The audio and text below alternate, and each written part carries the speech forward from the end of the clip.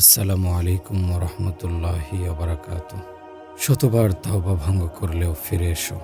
আল্লাহ তাআলার অশেষ মেহেরবানি যে তিনি বান্দাকে গুনাহের পর সুযোগ দিয়ে থাকেন যেন সে তওবা করে ক্ষমা চেয়ে নিতে পারে, যাতে তার আমলনামায় গুনাহ লিপিবদ্ধ করারই প্রয়োজন না পড়ে। কিন্তু যদি সুযোগ পেয়েও বান্দা তওবা না করে, তখন তা লিপিবদ্ধ করা হয়। তারপর ভয় নেই, মৃত্যুর পূর্ব মুহূর্ত পর্যন্ত তার জন্য তওবার দ্বার উন্মুক্ত থাকে। যখন ইচ্ছা সে তওবা করতে পারে এবং নিজের আমলনামা থেকে সেই গুনাহ মিটিয়ে নিতে পারে। কারণ সঠিক দিলে একবার তওবা করে নিলে আমলনামা থেকে গুনাহ মিটিয়ে দেয়া হয়, আর জীবনের শেষ নিঃশ্বাস পর্যন্ত তওবার এই দরজা খোলা। কবি বলেন, ফিরে এসো যেখানেই থাকো, ফিরে এসো। কাফের, অগ্নিপূজক, মূর্তি পূজক যাই হও, তুমি ফিরে এসো। এই দরবার হতাশা নিরাশার দরবার নয়। শতবার তওবা ভঙ্গ করলেও তুমি ফিরে এসো। আমাদের এক বুজুর্গ অতীত হয়ে গেছেন, হজরত বাবা নজম আহসান সাহেব রহমতুল্লাহি আলাইহি, যিনি হজরত থানবী রহমতুল্লাহি আলাইহির খলিফা ছিলেন। অত্যন্ত বড় মাপের বুজুর্গ ছিলেন তিনি। তার সাক্ষাৎ যারা পেয়েছেন তারা তার অবস্থা সম্পর্কে অবগত আছেন। মহান আল্লাহ তাকে অত্যন্ত গভীর জ্ঞান ও সূক্ষ্ম দৃষ্টির অধিকারী বানিয়েছিলেন। অত্যন্ত দামি দামি কথা বলতেন তিনি। একদা তিনি তওবার উপর আলোচনা করছিলেন, আমিও নিকটে বসা ছিলাম। তিনি খুব ছোট ছোট চুটকি বলতেন। এক স্বাধীন চেতা যুবক তার মজলিসে এসে বসল। সে নিজের কোনো উদ্দেশ্য নিয়ে এসেছিল, কিন্তু আল্লাহর এই বান্দা সর্বদা মানুষকে শিক্ষাদানের ব্যাপারে চিন্তা ফিকির করতেন। সুতরাং তিনি সেই আগত যুবককে সম্বোধন করে বলতে লাগলেন, মিয়া, লোকেরা মনে করে দিন খুব কঠিন বিষয়। আরে মিয়া, দিন কোনো কঠিন বিষয় নয়। ব্যাস দিবসেষে রাতে বসে আল্লাহর নিকট তাওবা করে নাও, এতেই তো সব দিন নিহিত। সেই যুবক চলে গেলে আমি আরজ করলাম, হজরত, তাওবা বাস্তবে একটা বিস্ময়কর বিষয়, কিন্তু মনে একটা প্রশ্ন জাগে, ফলে অস্থিরতা থেকেই যায়। তিনি বললেন, কি সেটা? বললাম, হজরত, তাওবার শর্ত তিনটি। এক তো হলো মনে মনে অনুশোচিত হওয়া, দ্বিতীয় তৎক্ষণাৎ গুনাহ ছেড়ে দেয়া, তৃতীয় ভবিষ্যতের জন্য দৃঢ় সংকল্পবদ্ধ হওয়া যে আগামীতে গুনাহ আর করব না। তন্মধ্যে প্রথম তিন শর্তের উপর তো আমল করা সম্ভব, যে গুনাহের উপর অনুতপ্ত হয়ে যাওয়া এবং গুনাহ তৎক্ষণাৎ ছেড়ে দেয়া। কিন্তু তৃতীয় শর্তটি যে ভবিষ্যতের জন্য দৃঢ় সংকল্পবদ্ধ হওয়া, আগামী দিনে গুনাহ না করার, এটা খুবই কঠিন বলে মনে হয়। কারণ জানা নেই এই সংকল্প সঠিক হলো কি হলো না। আর যখন সংকল্প সঠিক হলো না, তখন তাওবাও তো সঠিক হলো না। যখন তাওবা সঠিক হলো না, তখন গুনাহ অবশিষ্ট থাকা এবং ক্ষমা না পাওয়ার অস্থিরতা তো থেকেই যায়। জবাবে হজরত বাবা নজম আহসান সাহেব বললেন, আরে মিয়া, তুমি সংকল্পের অর্থই বোঝনি। এখানে সংকল্পের অর্থ হলো আগামী দিনের জন্য গুনাহ না করার অঙ্গীকার করে নেয়া। যদি অঙ্গীকার করার সময় মনে এই দ্বিধাদ্বন্দ্ব বা আশঙ্কা অবশিষ্ট থেকে যায় যে আগামী দিন এই অঙ্গীকারের উপর অটল থাকতে পারবো কি পারবো না, তাহলে এই দ্বিধা সংশয় এবং আশঙ্কা সংকল্পের বিরোধী প্রমাণিত হবে না, এবং এই দ্বিধা সংশয় দ্বারা তাওবার মাঝে কোনো অসম্পূর্ণতা আসবে না। তবে শর্ত হলো, যখন তাওবা করবে তখন দৃঢ় অঙ্গীকারবদ্ধ হয়ে তাওবা করবে। আর মনের এই দ্বিধা সংশয়ের চিকিৎসা হলো তাওবা করার পাশাপাশি আল্লাহ তাআলার নিকটে প্রার্থনা করতে হবে যে, হে আল্লাহ, আমি তাওবা করছি এবং ভবিষ্যতে গুনাহ না করার অঙ্গীকার করছি। তবে আমার অঙ্গীকারের তুলনায় আমি নেহাত দুর্বল। জানি না এই অঙ্গীকারের উপর আমি অটল থাকতে পারবো কিনা। আপনি আমাকে এই অঙ্গীকারের উপর অটল থাকার তৌফিক দিন। আপনি আমাকে দৃঢ়পদ থাকার শক্তি দান করুন। এরূপ প্রার্থনা করলে আল্লাহ চাহে তো এই আশঙ্কা দূর হয়ে যাবে। বাস্তবিক ওই হজরত বাবা সাহেবের কথাগুলো শোনার পর আমার মনের সকল দ্বিধা সংশয় দূর হয়ে দিল পূর্ণ শান্ত হয়ে গেল। হজরত শিররি শক্তি রহমতুল্লাহি আলাইহি, যিনি বড় উঁচু মাপের ওলি আল্লাহ ছিলেন, হজরত জুনায়েদ বগদাদি রহমতুল্লাহি আলাইহির শায়েখ ছিলেন তিনি বলেন, যতক্ষণ পর্যন্ত তোমার মনে গুনাহের ব্যাপারে ভয় জাগে এবং গুনাহ করলে মনে লজ্জা অনুভূত হয়, ততক্ষণ পর্যন্ত নিরাশ হওয়া জায়েজ নেই। তবে অন্তর থেকে গুনাহের ভয়াবহতা দূর হয়ে যাওয়া, এটা বড়ই ভয়ানক ব্যাপার। গুনাহ করার পর মনে লজ্জা অনুশোচনা না আসা, বুক ফুলিয়ে গুনাহ করা এবং গুনাহকে বৈধ করার জন্য ব্যাখ্যা বিশ্লেষণ দাঁড় করানো ইত্যাদি চরম অধঃপতনের লক্ষণ। হ্যাঁ, যতক্ষণ পর্যন্ত গুনাহের কারণে দিলে লজ্জা অনুশোচনা সৃষ্টি হবে, ততক্ষণ পর্যন্ত নিরাশ হওয়ার কোনো পথ নেই। আমাদের হজরত এই কবিতাটি পড়তেন, নিরাশার দিকে যেও না, আশার পথ অসংখ্য অগণিত। অন্ধকারের দিকে যেও না, অসংখ্য সূর্য রয়েছে দীপ্যমান। সুতরাং তওবা করে নাও, সকল গুনাহ নিঃশেষ হয়ে যাবে। আল্লাহর দরবারে তওবার দ্বার যেহেতু উন্মুক্ত, সুতরাং নিরাশা কেন? আমাদের মনে অনেক সময় এমন ধারণা সৃষ্টি হয় যে আমি অভিশপ্ত হয়ে গেছি, কোনো আমল আমার দ্বারা হয় না। স্মরণ রাখুন, এ ধরনের নিরাশা সৃষ্টি করা এটা শয়তানের ফাঁদ। কেননা শয়তান মনে নিরাশা সৃষ্টি করে মানুষকে আমলহীন বানাতে চায়। অথচ যে বান্দার স্রষ্টা এই পরিমাণ দয়ালু, যে জীবনের শেষ নিঃশ্বাস পর্যন্ত তওবার দরজা তিনি খোলা রেখেছেন এবং এই ঘোষণা দিয়েছেন যে বান্দা তওবা করে নেবে তার গুনাহ আমলনামা থেকে পর্যন্ত মুছে দেওয়া হবে। তা সত্ত্বেও কি বান্দা নিরাশ হতে পারে? তার নিরাশ হওয়ার কি কোনো প্রয়োজন আছে? সুতরাং আল্লাহর দরবারে ইস্তেগফার এবং তওবা করুন, সকল গুনাহ মাফ হয়ে যাবে। গুনাহ যেমন তেমন হোক, মূলত গুনাহের কোনো স্থায়িত্ব নেই। তওবার দ্বারা তা এক মুহূর্তের মধ্যে নিঃশেষ হয়ে যায়, চাই তা যত বড় গুনাহই হোক না কেন। হজরত বাবা নজম আহসান সাহেব রহমতুল্লাহ আলাই কত চমৎকার কবিতা বলে গেছেন। তার কবিতাগুলো আমাদের জন্য বড়ই শান্তিদায়ক প্রমাণিত হয়। তার একটি কবিতা, আমার যেমন তেমন গুনাহের ব্যাপারে মহান আল্লাহর দরবারে আহাজারি করার মতো দৌলত অর্জিত হয়ে গেছে। সুতরাং মানুষ যখন স্বীয় প্রভুর দরবারে উপস্থিত হয়ে স্বীয় কৃতকর্মের জন্য ক্ষমা প্রার্থনা করে, অনুতাপ অনুশোচনা প্রকাশ করার সুযোগ পেয়ে গেছে, তখন এই গুনাহ নিয়ে তার কিসের ভাবনা?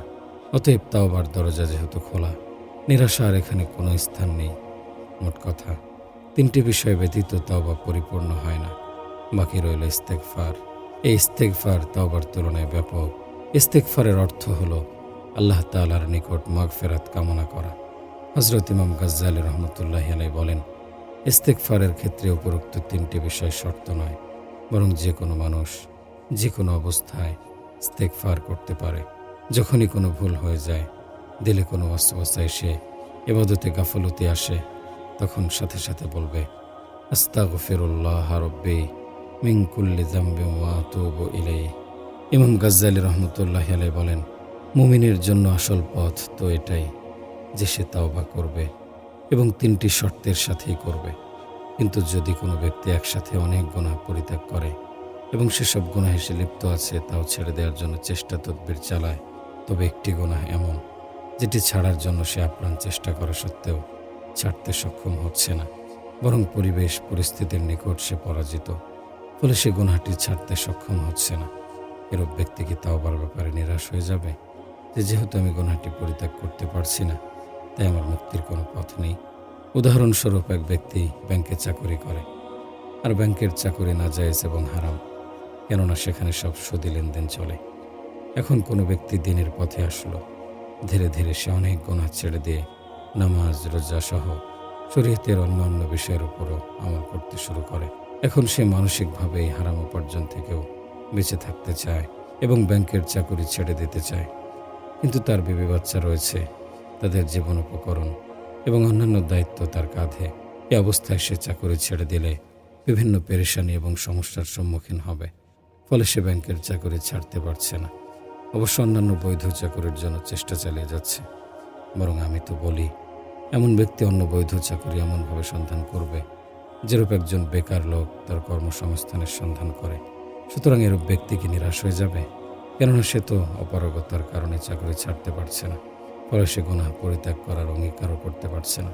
অথচ তাওবার মাঝে ভবিষ্যতের জন্য দৃঢ় অঙ্গীকারবদ্ধ হওয়া একটি শর্ত। অতএব এমন ব্যক্তির জন্য কি তাওবার কোনো পথ নেই? ইমাম গাজ্জালী রহমতুল্লাহ আলাইহি বলেন, এমন ব্যক্তির জন্য পথ খোলা আছে। তা হলো বিশেষভাবে চেষ্টা কোশিশ করা সত্ত্বেও যতক্ষণ পর্যন্ত উপার্জনের বৈধ পন্থা না মিলবে, ততক্ষণ পর্যন্ত এই চাকরি পরিত্যাগ করবে না, কিন্তু সাথে সাথে ইস্তেগফার করতে থাকবে। এ সময় তওবা করতে পারবে না, কেননা তওবা করার ক্ষেত্রে গুনাহ ছেড়ে দেওয়া শর্ত, অথচ সেই অবৈধ চাকরি এক্ষুনি পরিত্যাগ করতে সে অপারগ। এজন্য তওবা সহিহ হবে না। তবে আল্লাহ তাআলার নিকট ইস্তেগফার করতে থাকবে এবং বলবে, প্রভু হে, যে চাকরি আমি করছি তা অবৈধ এবং গুনাহের, আমি এ ব্যাপারে লজ্জিত এবং অনুশোচিত। কিন্তু প্রভু হে, আমি যে অপারগ এ চাকরি ছেড়ে দেয়া আমার দ্বারা সম্ভব হচ্ছে না। সুতরাং আপনি স্বীয় রহমত গুণে আমার এই অপারগতা ক্ষমা করে দিন। ইমাম গাজ্জালী রহমতুল্লাহি আলাইহি বলেন, যে ব্যক্তি এরূপ সর্বদা বলতে থাকবে, ইনশাআল্লাহ ভবিষ্যতে একদিন না একদিন তার জন্য এই গুনাহের কাজ ছেড়ে দেওয়ার তৌফিক হয়ে যাবে। একটি হাদিস দ্বারা তিনি এর সপক্ষে প্রমাণ পেশ করেন।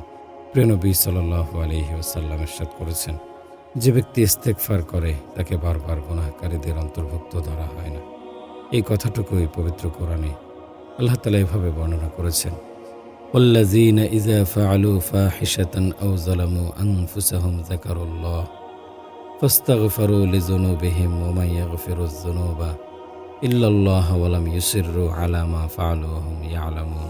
আল্লাহর নেক বান্দা তারাই যারা কোনো অশ্লীল কাজ করে ফেললে কিংবা কোনো মন্দ কাজে জড়িত হয়ে নিজের উপর জুলুম করে ফেললে আল্লাহকে স্মরণ করে এবং নিজের পাপের জন্য ক্ষমা প্রার্থনা করে। আল্লাহ ছাড়া আর কে পাপ ক্ষমা করবেন? তারা নিজের কৃতকর্মের হঠকারিতা প্রদর্শন করে না এবং জেনে শুনে তাই বারবার করতে থাকে না। এজন্য সদা সর্বদা ইস্তেগফার করতে থাকা উচিত। যদি কোনো গুনাহ পরিত্যাগ করা সম্ভব নাও হয়, তথাপি ইস্তেগফার ছাড়বে না।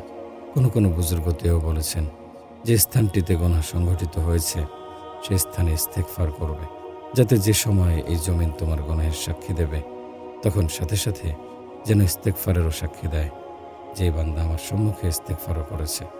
নবী করিম সাল্লাল্লাহু আলাইহি ওয়াসাল্লামের উপর জীবন উৎসর্গ হোক, তিনি ইস্তেগফারের জন্য উম্মতকে এমন এমন শব্দ শিখিয়েছেন যে কোনো মানুষ শত চিন্তা গবেষণা করেও এ ধরনের শব্দ আবিষ্কার করতে সক্ষম হতো না। তিনি শিখিয়েছেন, রব্বিগফির ওয়ারহাম ওয়াফু আন্না ওয়াতাজাওয়াজ আম্মা তা'লামু ফাইন্নাকা তা'লামু মা লা আনআমু ইন্নাকা আনতাল আ'আজ্জুল আকরামু।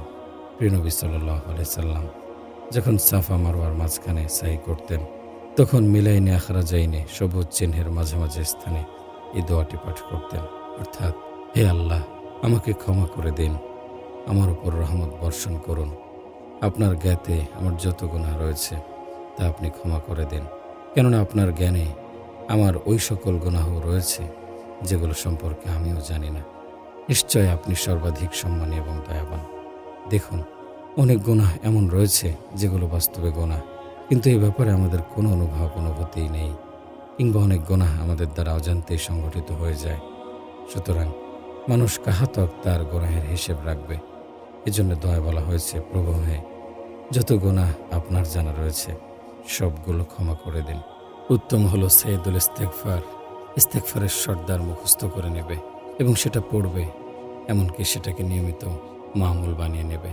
আল্লাহুম্মা আনতা রাব্বি লা ইলাহা ইল্লা আনতা খালাকতানি ওয়া আনা আবদুকা ওয়া আনা আলা আহদিকা ওয়া ওয়া'দিকা মাস্তাতা'তু আউযু বিকা মিন শাররি মা সানা'তু আবুউ ইলাইকা বিনি'মাতিকা আলাইয়া ওয়া আবুউ ইলাইকা বিযামবি ফাগফির লি যুনুবি ফাইন্নাহু লা ইয়াগফিরুয যুনুবা ইল্লা আনতা। যার অর্থ হলো, হে আল্লাহ, আপনি আমার পরওয়ারদিগার, আপনি ব্যতীত কোনো মাবুদ নেই, আপনি আমাকে সৃষ্টি করেছেন, আমি আপনার বান্দা, আমি যথাসাধ্য আপনার সাথে কৃত ওয়াদার উপর প্রতিষ্ঠিত। আমি যা কিছু করেছি তার অনিষ্ট থেকে আপনার আশ্রয় প্রার্থনা করছি। আপনি আমাকে যে সকল নিয়ামত দান করেছেন সেসব নিয়ে আপনার নিকট প্রত্যাবর্তন করছি এবং নিজের গুনাহসমূহ নিয়ে উপস্থিত হয়েছি। আপনি আমাকে ক্ষমা করে দিন, কারণ আপনি ব্যতীত আমার গুনাহ ক্ষমাকারী আর কেউ নেই। হাদিস শরীফে এসেছে, যে ব্যক্তি সকালবেলা পূর্ণ আস্থার সাথে এই ইস্তেগফার পাঠ করবে, সন্ধ্যা নাগাদ মৃত্যুবরণ করলে সে সরাসরি জান্নাতে প্রবেশ করবে। আর যদি সন্ধ্যাবেলা পাঠ করে এবং সকাল হওয়ার পূর্বে মৃত্যুবরণ করে, তাহলে সরাসরি জান্নাতে চলে যাবে। সুতরাং সকাল সন্ধ্যা এই ইস্তেগফার পাঠের মামুল বানিয়ে নেবে, বরং প্রত্যেক নামাজের পর এই ইস্তেগফার একবার পাঠ করে নেওয়ার চেষ্টা করবে। কেননা প্রিয় নবী সাল্লাল্লাহু আলাইহি ওয়াসাল্লাম এটাকে সাইয়্যিদুল ইস্তেগফার উপাধি দিয়েছেন, অর্থাৎ এটা সকল ইস্তেগফারের সর্দার। যেহেতু এই ইস্তেগফার আল্লাহ তাআলা স্বীয় নবীকে শিখিয়েছেন আর নবী সাল্লাল্লাহু আলাইহি সাল্লাম তার উম্মতকে শিখিয়েছেন, সুতরাং এর দ্বারা তিনি নিজের বান্দাদেরকে অবশ্যই ক্ষমা করতে চান। তাই এটাকে দৈনন্দিন আমলের অন্তর্ভুক্ত করা একান্ত জরুরি। আর কেউ চাইলে ইস্তেগফারের এই সংক্ষিপ্ত বাক্যগুলো মুখস্থ করে নিতে পারে। আস্তাগফিরুল্লাহ রাব্বি মিন কুল্লি যামবি ওয়া আতুবু ইলাইহি। আর যদি কেউ শুধু আস্তাগফিরুল্লাহ পড়ে নেয় তাহলেও ঠিক আছে। হযরত আবু হুরায়রা রাদিয়াল্লাহু আনহু থেকে বর্ণিত, রাসূল সাল্লাল্লাহু আলাইহি ওয়াসাল্লাম ইরশাদ করেছেন, ওই পবিত্র সত্তার কসম যার হাতে আমার জীবন। প্রিয় নবী সাল্লাল্লাহু আলাইহি ওয়াসাল্লাম কোনো বিষয়কে জোরালোভাবে তাকিদ ও গুরুত্বের সাথে বর্ণনা করতে চাইলে কসম খেয়ে সে বিষয়টি উপস্থাপন করতেন এবং তার কসমের শব্দগুলো হতো এমন, ওই পবিত্র সত্তার কসম যার হাতে আমার জীবন। যদি তোমরা একেবারে গুনাহ না করো তাহলে আল্লাহ তাআলা তোমাদের অস্তিত্ব খতম করে দেবেন এবং এমন জাতিকে সৃষ্টি করবেন যারা গুনাহ করবে অতঃপর ইস্তেগফার করবে আর আল্লাহ তাআলা তাদেরকে ক্ষমা করবেন।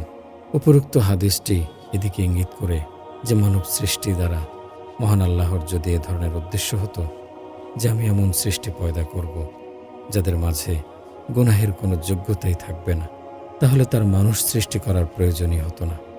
তখন ফেরেশতারাই যথেষ্ট ছিল, কেননা তারা এমন সৃষ্টি যারা সদা সর্বদা মহান আল্লাহর ইবাদত বন্দেগীতে লিপ্ত। তাসবিহ তাহলিল আল্লাহর গুণকীর্তন ছাড়া তারা আর কিছু করে না। গুনাহ করার যোগ্যতাই তাদের নেই, গুনাহ করতে চাইলেও গুনাহ করতে পারবে না। কিন্তু মানব জাতি এমন নয়, তাদেরকে মহান আল্লাহ পাপ পুণ্য উভয়ের যোগ্যতা দানে সৃষ্টি করেছেন। তবে উদ্দেশ্য ছিল এই যে গুনাহ করার যোগ্যতা থাকা সত্ত্বেও তারা গুনাহ থেকে বেঁচে থাকবে, আর কখনো ভুল চোখে গুনাহ সংঘটিত হয়ে গেলে সাথে সাথে ইস্তেগফার করবে। মানুষ যদি এরূপ না করে তাহলে তাদের সৃষ্টির সার্থকতাই বা কি? ফেরেশতাই তো যথেষ্ট ছিল। কারণ হযরত আদম আলাইহিস সালামকে যখন সৃষ্টি করার উদ্যোগ নেওয়া হলো তখন ফেরেশতারা এই অভিযোগ উত্থাপন করেছিল, আপনি কেমন মাখলুক সৃষ্টি করতে যাচ্ছেন যারা পৃথিবীতে মারামারি হানাহানি করবে, ফিতনা ফাসাদ সৃষ্টি করবে, অথচ আমরা সদা সর্বদা আপনার ইবাদত বন্দেগী গুণকীর্তনে রত আছি। মহান আল্লাহ জবাব দিয়েছিলেন, ইন্নী আ'লামু মা লা তা'লামুন, আমি যা জানি তোমরা তা জানো না। গুনাহের যোগ্যতা থাকা সত্ত্বেও যখন মানব গুনাহ থেকে বেঁচে থাকবে তখন তারা তোমাদের থেকে মর্যাদায় অগ্রগামী হয়ে যাবে। কারণ গুনাহ থেকে বেঁচে থাকা এটা তোমাদের কোনো বৈশিষ্ট্য নয়, বরং তোমাদের মাঝে গুনাহের যোগ্যতাই নেই। উদাহরণস্বরূপ, এক ব্যক্তি অন্ধ, তার চোখ দুটো দিয়ে সে কিছুই দেখে না। সে যদি কোনো পরনারীকে না দেখে, টেলিভিশন না দেখে, ফিল্ম না দেখে, অশ্লীল কোনো ছবি না দেখে, তাহলে এতে তার কোনো বৈশিষ্ট্য ফুটে উঠবে না, কেননা তার মাঝে দেখার ক্ষমতাই নেই। দেখতে চাইলেও সে দেখতে পারবে না। কিন্তু যার দৃষ্টিশক্তি পূর্ণ সুস্থ, পৃথিবীর সকল বস্তু দেখার ক্ষমতা যার মাঝে বিদ্যমান, তার মনে কামনা বাসনা এবং অভিলাষের ঢেউ খেলে যায়। তা সত্ত্বেও সে অবৈধ আশা আকাঙ্ক্ষা কামনা বাসনা দুপায়ে দোলে আল্লাহর বান্দা হওয়ার কথা ভেবে নিজের চোখকে পাপের স্থান থেকে ফিরিয়ে রাখে। আর এই বৈশিষ্ট্যের কারণেই জান্নাত প্রদানের ওয়াদা করা হয়েছে। ফেরেশতারা যদিও জান্নাতে বসবাস করে, কিন্তু জান্নাতের নেয়ামত স্বাদ ভোগ তাদের জন্য নয়, জান্নাতের আরাম শান্তি তাদের জন্য নয়, কেননা তাদের মাঝে জান্নাতের নেয়ামতের স্বাদ এবং আরামায়েশ অনুভব করার অনুভূতি নেই। জান্নাতের নেয়ামতসমূহ আল্লাহ তাআলা ওই মাখলুকের জন্য সৃষ্টি করেছেন যাদের মাঝে গুনাহ করার যোগ্যতা রয়েছে এবং নেকি করার যোগ্যতাও রয়েছে।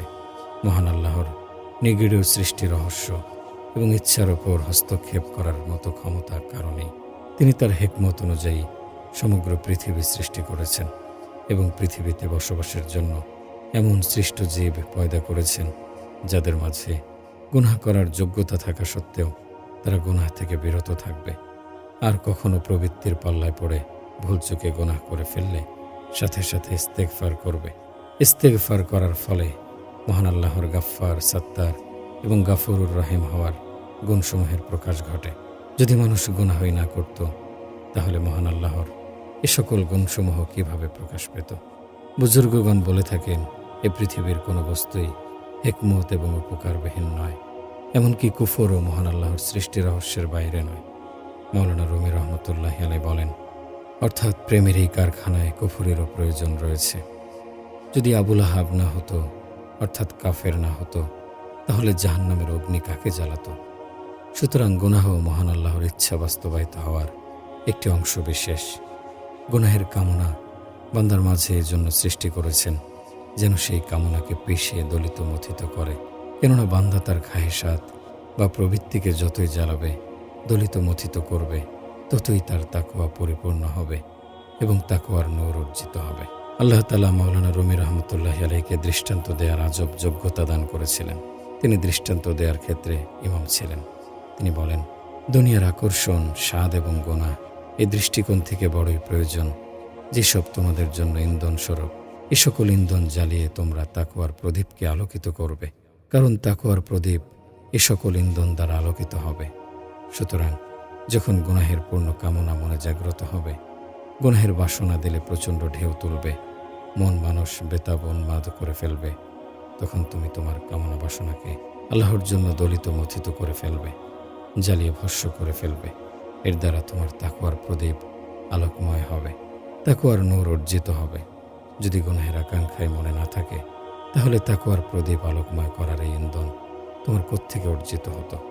হাদিস শরীফে এসেছে, এক ব্যক্তির মনে কোনো এক পরনারীর প্রতি দৃষ্টি নিক্ষেপ করার কামনা জাগ্রত হয়েছে, কিন্তু আল্লাহর এই বান্দা প্রবল কামনা সত্ত্বেও পরনারীর প্রতি দৃষ্টি নিক্ষেপ করা থেকে বিরত থেকেছে। সে ভেবেছে, আমার প্রতিপালক, আমার মালিক এটি নিষেধ করেছেন। হাদিস শরীফে এসেছে, যে ব্যক্তি আল্লাহ তাআলাকে স্মরণ করে, তার এই কামনাকে বিরত রাখবে, আল্লাহ তার ইমানে এমন মধুরতা দান করবেন যে সে যদি ওই নারীর প্রতি দৃষ্টি নিক্ষেপ করত, তাহলে এমন মধুরতা তার অর্জিত হতো না।